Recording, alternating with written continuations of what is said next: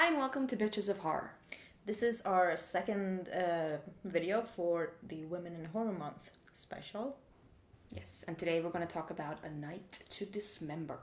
Yes, it's from 1983 from the US by Doris Wishman and written by Judy J. Kushner. And it's about a woman from a supposedly cursed family, and she's released from a mental facility, and soon after her release, dismembered corpses start to appear, hence the name A Night to Dismember. Great title, by the way.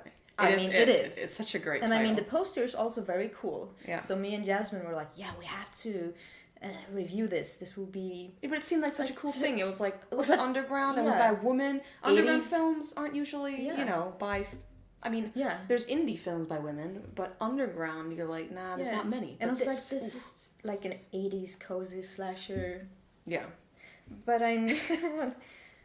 So, Jasmine... You were so wrong. What did we get? Oh my god. I'll tell you what we got. We got no story. Like, the story made no sense. No, it was like, all over the place. It was. It really was. And I read that the lab she sent her material to supposedly lost a lot of it. So I don't really know how much more story there was, or if they lost the good parts, or the even worse parts, or But I mean, the way it is edited now, it makes no sense. No. It really It's... doesn't. It's just over the place, and they're introducing new characters, so we have no idea who has connection to who, and there's just these scenes of where, she says, oh, I think I'm pregnant, and then, 10 minutes later, she's giving birth, and you're like, but what happened? Did 8 months pass, or what's going on? She doesn't have a stomach, but she's going into labor. Was there even a baby? I can't even remember a baby. I don't think so. I mean... And then, just some of the things that happen in this movie. And I mean, the sound is awful. Oh. And I read that the sound recording in this film was really awful. Nothing worked. So they had to put in a narrator to tell the story. Late one night, a disfigured stranger appeared at the door beckoning Mary Kent, the family's only daughter, out into the night. This alien creature took possession of Mary's mind, of Mary's heart, and of her body until Mary Kent became a child with special powers to destroy. Yeah. And I mean, I kind of liked that touch, because I was like, oh, it's like... The narrator was fine. Yeah, it gives a good feeling. But when I read why, I was like, well, it doesn't surprise me. Because the sound... It was so off as well. Yeah, whenever there's dialogue, It was so off. It's so horrible. It's just no syncing. It just didn't fit anywhere. No.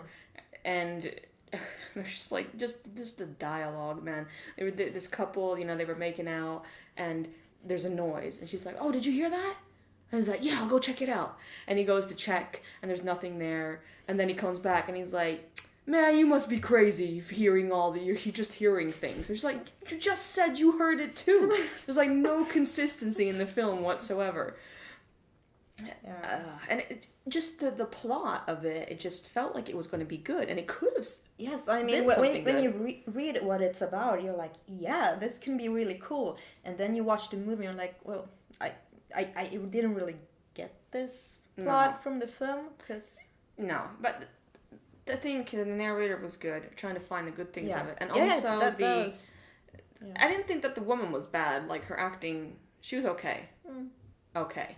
And then some of the gore towards the end was actually pretty good. Yeah. Yeah. Oh, I remember one scene. There was a couple getting their heads cut off with a machete, and when the machete it touched them, like this, and then the head just fell off. I was like, ooh, that was really bad. It was so inconsistent in the level of greatness, because it was shit, worse than what I could do, and I don't know hardly anything about SFX. And then there's really good scenes. Yeah, it started as well. getting really good towards the end. I was like, why wasn't this in the beginning too? Yeah, it would have been better to just not show, just show the machete, and then the sound. Yes. Not show the neck, or like when it hit, and then, you know, show the head rolling.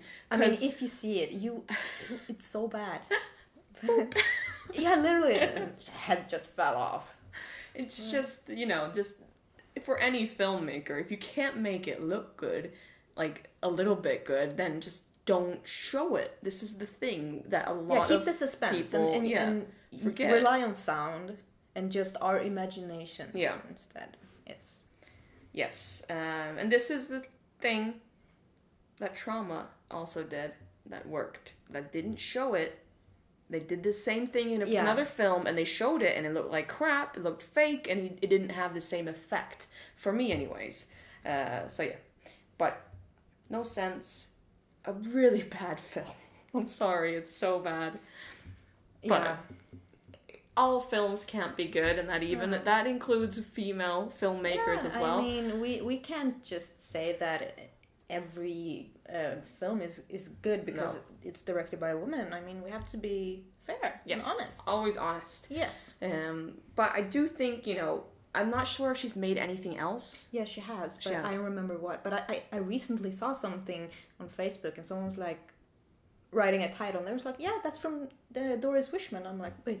Oh, that's... I'd like to say something else, because it seems like she has I mean, if it was only because that she lost everything, it seems like she has a good thought, and, you know, that she's kind of messed up, and I like that about her. And, I mean, people do seem to know about her, like, in some small groups, so... Yeah. So, I definitely want to see more. Yes. I do. Yeah. But what will you give this? 2 out of 10. I was gonna give it a 3, but I'm like, I would not rewatch this film. But I would not rewatch anything that's like 3 out of 10. Maybe if someone I could forced sit me. through it, yeah. Yeah. I watched Life After Beth, and that's like a 3 out of 10. I watched that twice. Okay. But maybe that's like a 4. But anyways, I think a 2, man. It's terrible, and then it has like a little bit good. It's very little good. I think I will give this a 3 out of 10. Like a weak 3 out of 10. But yeah, it was pretty bad. 3 minus. Yeah, it was pretty bad. But I mean, I'm still glad I watched it, so. Are you though? I'd like to see certain scenes.